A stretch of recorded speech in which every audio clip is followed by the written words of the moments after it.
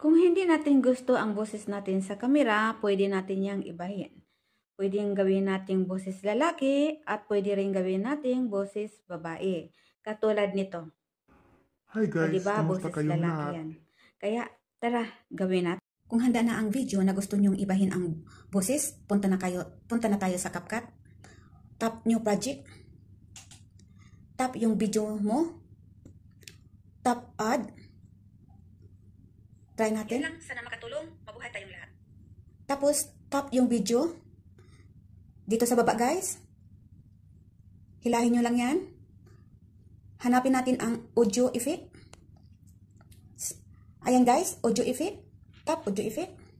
Dito guys, marami tayong mapagpipilian kung anong klaseng video effect ang gusto natin. Katulad nito.